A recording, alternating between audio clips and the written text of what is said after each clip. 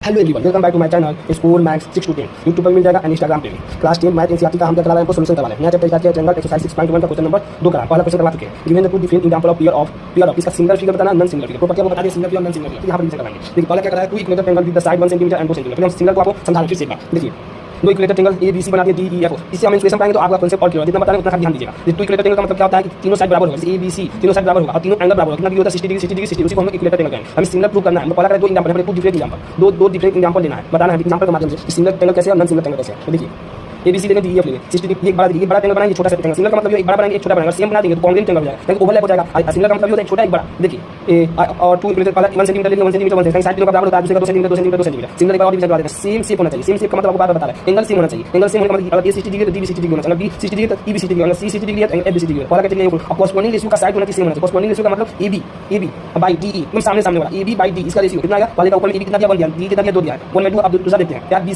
सी कितना है 1 है, ई और एफ कितना 2 है, 2 लेंगे। अब तीसरा का ए सी लेंगे, ए सी इसमें का डी है कितना है, पहला में ए सी 1 डी और डी कितना है 2 है, तो 1/2 बराबर 1/2 बराबर 1/2 तीनों क्या गया इक्वल आ गया। इसका मतलब सिंगल का प्रूव हो रहा है, सिंगल सिमिलरिटी का प्रूव करेंगे, सेम शेप हो गया, कॉरस्पॉन्डिंग रेशियो क्या हो गया सेम हो गया। इसका मतलब ये ट्रायंगल जो इक्विलेटरल ट्रायंगल वो क्या है, सिंगल है। अब देखिए दूसरा क्या, two square with the side 1 centimetre and 2 centimetre. दो स्क्वायर लेना है, एक 1 सेंटीमीटर का एक 2 सेंटीमीटर का, एक छोटा नहीं एक बड़ा नहीं। बताएं क्या सेम लीजिए तो कॉन्ग्रुएंट हो जाएगा। हमें क्वेश्चन क्या है, सिंगल लेना है, एक छोटा नहीं एक बड़ा नहीं, 1 सेंटीमीटर 1 सेंटीमीटर 1 सेंटीमीटर 1 सेंटीमीटर, बड़ा नहीं 2 सेंटीमीटर 2 सेंटीमीटर 2 सेंटीमीटर 2 सेंटीमीटर। ठीक उसी तरह आपको प्रूव कर देना है कि देखिए ये 90 डिग्री होगा, एंगल भी 90 डिग्री हो जाएगा, ये भी 90 डिग्री ये भी 90 डिग्री ये भी 90 डिग्री। स्क्वायर है बड़ा या छोटा सब में 90 डिग्री होगा। Corresponding side 1/2 1/2 1/2 1/2। इसका मतलब ये भी ट्रायंगल क्या हो गया, सिंगल हो गया। दो एग्जांपल ले लिए, अब दो नॉन सिमिलर एग्जांपल लेना है। अलग अलग नॉन सिमिलर फिगर, एक ट्रेपेजियम ले लिए, एक का ले लिए स्क्वायर ले लिए। ट्रेपेजियम का आमने सामने वाला ये बराबर होता है, ये बराबर होता है, ये जो इसके पैरेलल होता है, ये तो 90 डिग्री होगा, ये 90 डिग्री होगा, ये 90 डिग्री होगा, 90 डिग्री। नॉन सिमिलर फिगर आ गया। अब ये ट्रायंगल और पैरेललोग्राम ले लिए। ट्रायंगल में 3 भुजाएं होता है, पैरेललोग्राम 4 भुजाएं 1 2 3 4 इसी तरह नॉन सिमिलर फिगर हो गया। यही हो गया कि नॉन सिमिलर और सिमिलर आपको समझा दूं।